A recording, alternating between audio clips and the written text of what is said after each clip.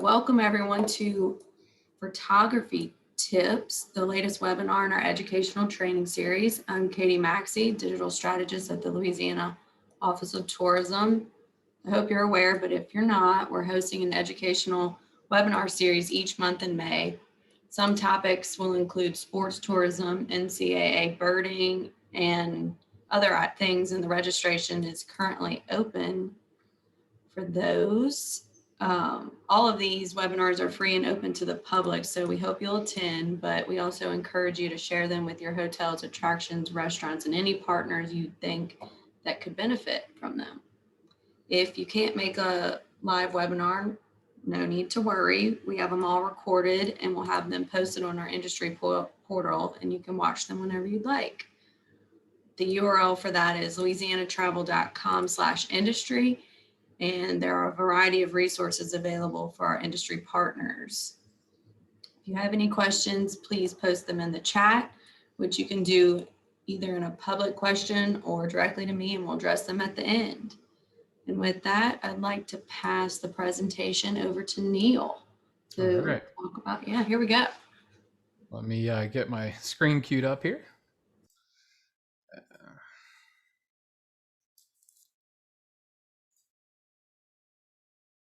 Come on. All right. Can you see my screen okay? Perfect. All right. So thank you for having me today. Whoops. Let's go back one. So today we're going to talk about photography tips. We're calling this Photography Tips 101. Hopefully I can provide you some insight that will give you the tools necessary to have educated conversations with photographers for your next shoot assignment. So with that, we'll dive in. My name is Neil Alfano. I'm a VP and Creative Director here at Miles Partnership. I've been with Miles for 7 years, and I have over 18 years experience, both in creative and branding services, as well as photography. I'm a native Floridian with a passion for travel, and most importantly, a passion for photography. So I'm excited about this subject. I could talk for hours, but I'm not going to bore you with that. I'm going to dive in and keep it high level for the most part, but happy to answer any questions you might have. So with that, the first question you're probably asking is, where the heck do I start? How do I start planning a photo shoot?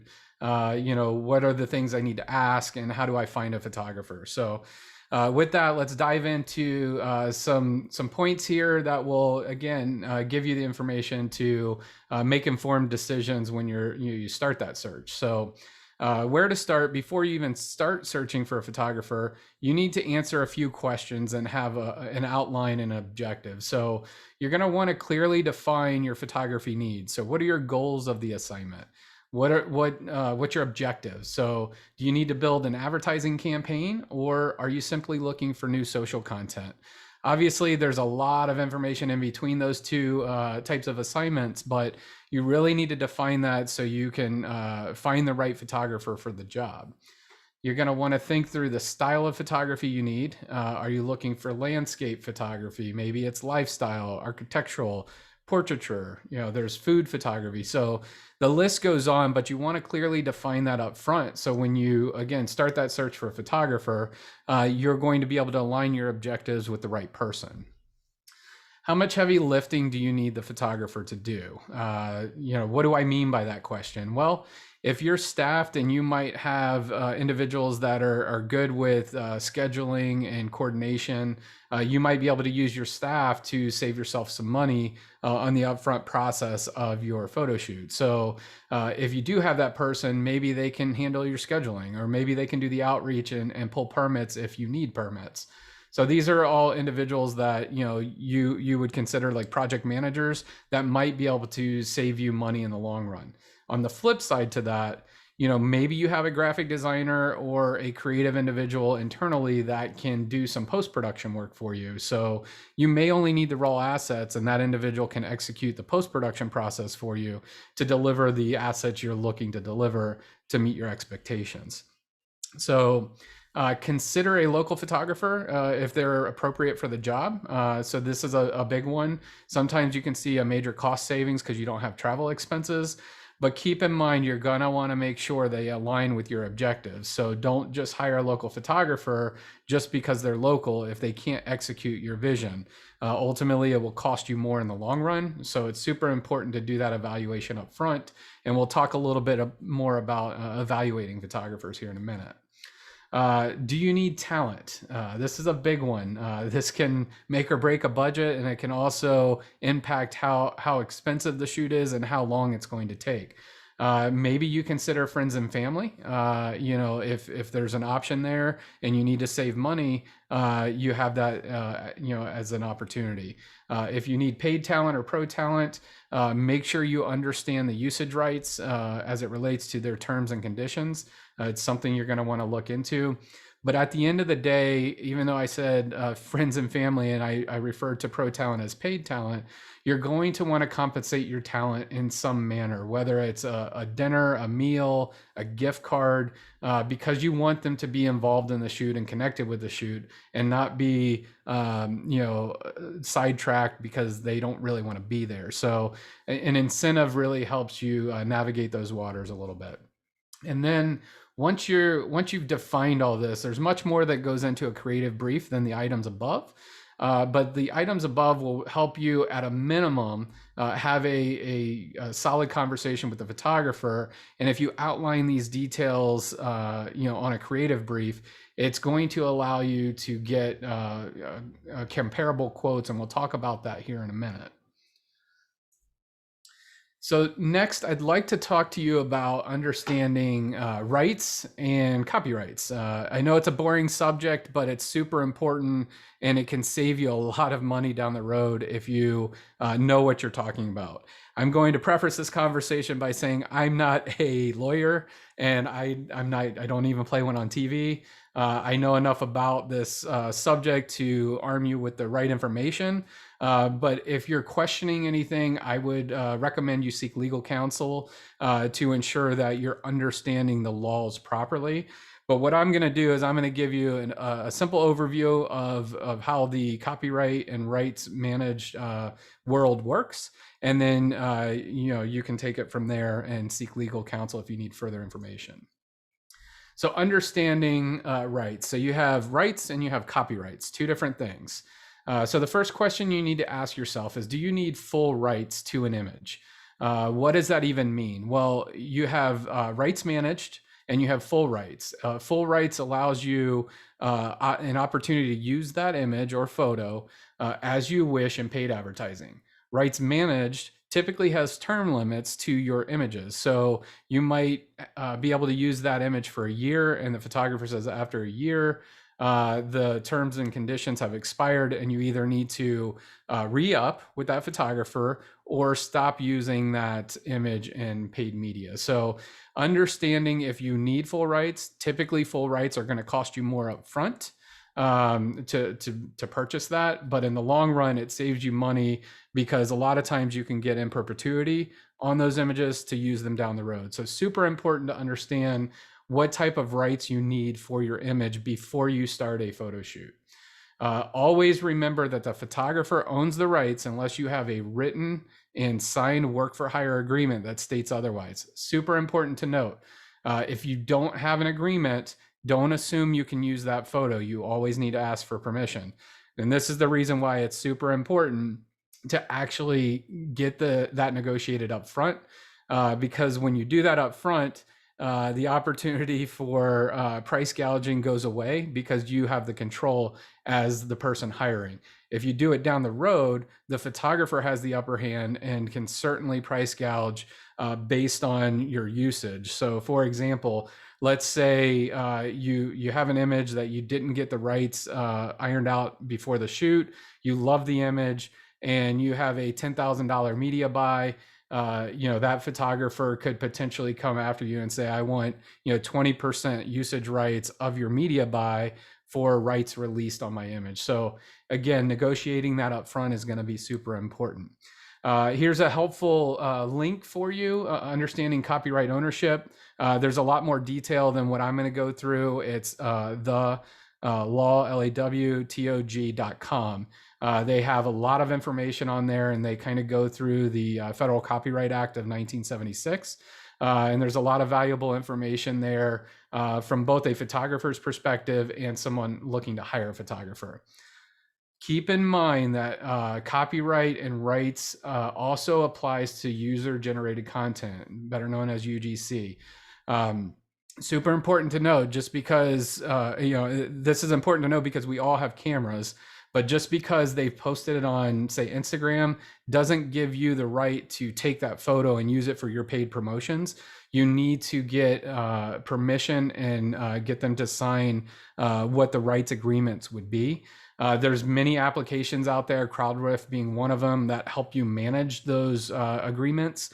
And I would suggest, if you're not experienced in this area, I would suggest using an application such as CrowdRiff or one of the other applications out there that can help you manage those agreements a little bit better. Know that the photographer always owns the copyright for each photo unless there is a signed agreement stating the transfer of ownership. This is probably the most important thing you have to understand in copyright law, is that me, the photographer, I took creative license and I pushed that button and I set the scene. So I own the copyrights to that image, no matter what the rights say when you have that agreement. So there's two different things, and we'll talk about the difference here in a second. But just know that as the photographer, I own the copyright to that. And unless I've signed away that right, you only have use to use the photo. You cannot sell it or do anything else with it. So that gets me to, what's the difference between rights and copyright? Rights are the agreed upon terms in which you can use the image or photo. So super important. That's the agreement up front, that you're going to work with the photographer to outline how you're going to use the photos and where you may use those photos. So there's some instances that I've had agreements that I've set up where we're going to get 10 full right released images based on this photo shoot, but all outtakes we can use on our owned media. And what is owned media? It's basically all of the media outlets that you have, such as maybe a travel guide, a website, that you're not doing paid promotions on. So that's what that means. And I'll have access to all of those outtakes that I can use without paid promotion. Now, if I want to use one of them, I need to go back to that photographer and ask what the cost is going to be. A smart move would be to negotiate that up front, which is what we've done in many cases. For example, if I have that agreement where I'm going to get 10 photos, I want to agree that I'm going to pay $300 for any outtakes to be able to use in paid media to release those rights. So something you can negotiate up front. The copyright, the big difference in the copyright is it legally protects the photographer from anyone trying to infringe on the agreement in terms of use. So super important to know that as the photographer, even though I've given you the rights to use the photos, I retain the copyright unless I release those rights to you. I can tell you that if that's going to happen, if a photographer releases a copyright, so you have full ownership of it, typically they charge 2-3 times the amount just because they're going to lose all opportunity to promote that photo, etc. Now, remember, just because you have the rights to use photos does not mean you can sell a photo.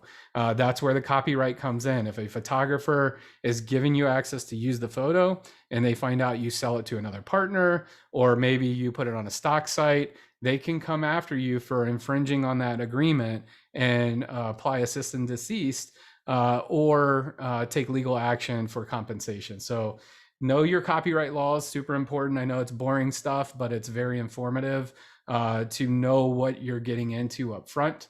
That way you can have a solid conversation with the photographer. So now that we know this information, it's time to move on to the more exciting stuff. How do we hire a photographer? Where do we find the right photographer? Where do we start? Where we're going to start is we're going to identify, do we need an amateur or do we need a professional? I know it's a cliche, but keep in mind, you get what you pay for. So with amateurs, they're not as experienced typically, and they're not formally trained.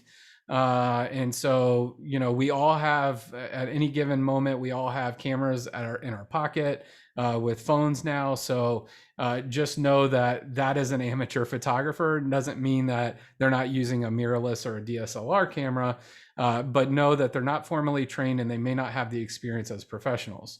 To say that a professional is formally trained is not always the case, because a lot of people get their start as an amateur and get the experience they need, but it's through trial and error, and they have many, many years of experience under their belt, which makes them a professional photographer. And they typically understand lighting very well, where amateurs are more that lean and mean or run and gun.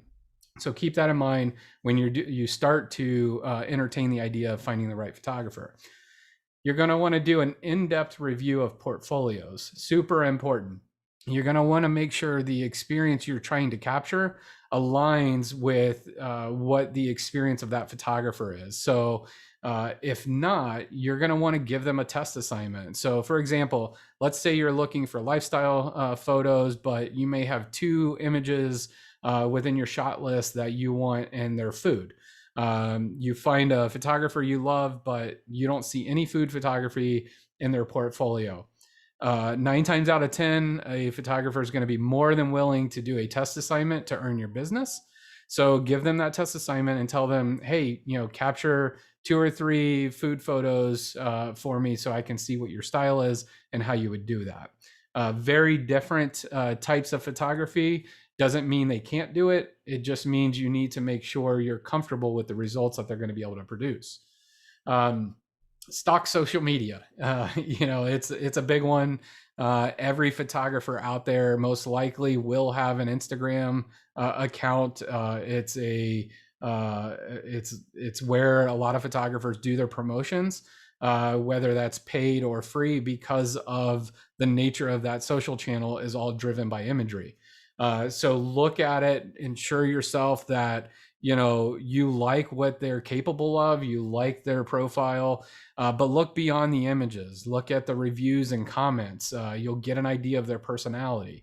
But also, I caveat that statement with be careful with social media, because as I just said a minute ago, so many people have camera phones now that they're using that and uploading, and there's a lot of what they call color profiles out there that you can apply to an image and make them look great. The average person can do these and upload them, but where the big difference is you get into that amateur professional. You may hire somebody because they had an amazing Instagram feed, but when you hire them, ultimately they can't do the job because they've never done a photo shoot before. So be very careful and do your due diligence on their portfolio and social media before hiring anybody. The most important most important bullet on this page is get multiple bids and be transparent about it. Super, super important. We talked about the use of a creative brief. This allows you to create a comparable apples to apples approach to the bid. So you want to ensure that photographer A, B, and C are able to scope this based on that creative brief, versus just telling a photographer, hey, you need a shoot. It's a 3-day shoot. Can you give me a quote? I can guarantee you those quotes are going to be very different from start to finish if you don't map out the expectations in a creative brief. So that is your guiding star, if you will, and it applies principles of what your expectations are up front so they know what they're getting into. And then lastly, on the photographer side, just understand their post-production process is very important because you want to know if they're outsourcing those images, if it's somebody in-house editing, what the time frame is after post-production, because the last thing you want is to be in a rush and you need an image for next Monday, but it's going to take them 3 weeks to get through everything. So just make sure you understand that process, what the proofing process is, how many rounds of revisions you get when you sign this contract for editing, all super important, which will impact your quote. And the last thing I want to talk about, now that we've made a determination of who we're going to hire, how we're going to hire them, and our rights, is storytelling. It's the most important aspect of a photo. If your photo doesn't tell a story, it's most likely not going to connect with a consumer. So there's a lot that is involved in storytelling, but I'm going to hit on a couple of detailed points. that will help guide you in a conversation. So telling the right story, it's all about the details. This is just a sampling of the details that go into a photo. But if you hit on these example or these points, chances are you're going to have a photo that resonates with a consumer. So the first thing you need to consider is your wardrobe. What is that talent wearing? What are you trying to express with that wardrobe? The color scheme. There's many different approaches to color scheming when you're looking at photography. The lighting is going to separate typically an amateur versus a professional because they understand how to shape light and how to use light to their benefit to improve the scene of the photo. So lighting is going to be super important. That leads into the mood of the scene. You're going to use light to capture and create mood, which helps tell a story with just the mood you're trying to tell. Look at the activities. What activities are you trying to showcase? Is it kayaking? Is it dining? Is it a couple's retreat? And if it is, what are they doing on that couple's retreat? Another big one is props or products and props. This is going to be super important. If you're a restaurant, you're going to want props in there to really showcase the scene and bring it to life.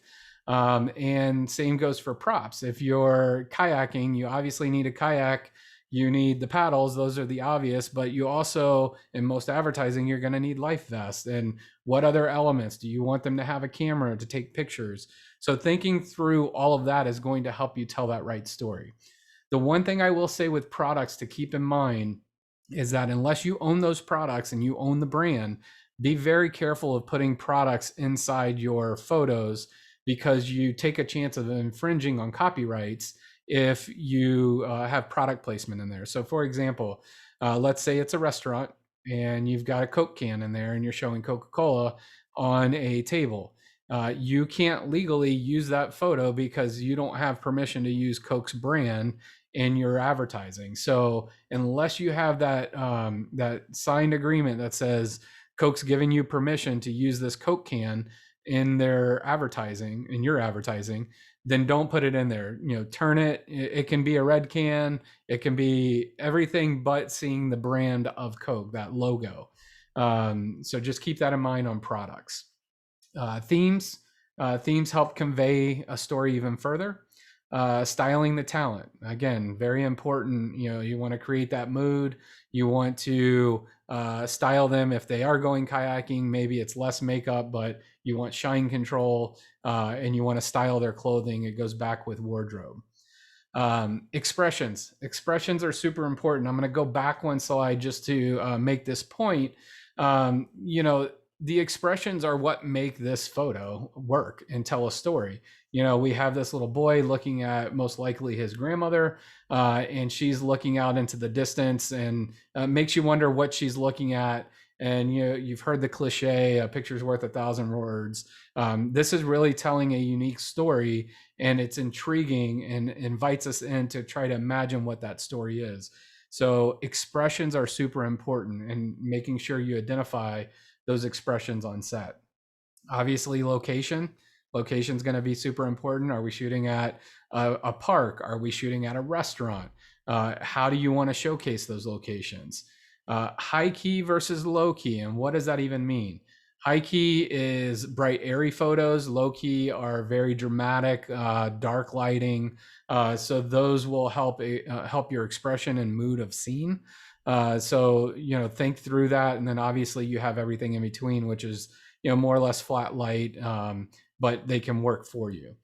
And before you go out to shoot, it's important to have a complete shot list before you even get on set. I like to break this down between a mandatory or must-have and a nice-to-have. Those are the two categories I like to break a shot list down. And the reason I like to do that is because I want to manage my client's expectation. If they have a must-have, I want to focus my time on that, and then transition with time allowed, transition into the nice-to-haves, because I want to put all my effort in lighting and setting up that scene to capture that hero image that they really want. And then all the nice-to-haves, I can use any spare time I have to deliver that. And the last thing, when you're on set, working with a photographer to really understand the composition. The composition is going to tell you a lot with the photos, whether that's a tight shot of talent or if it's a wide shot showcasing more of the scene, and knowing the rules of third and knowing when to use it and when to center something. These are all important in telling that story of the photo. So with that, I will open it up for questions if anybody has questions.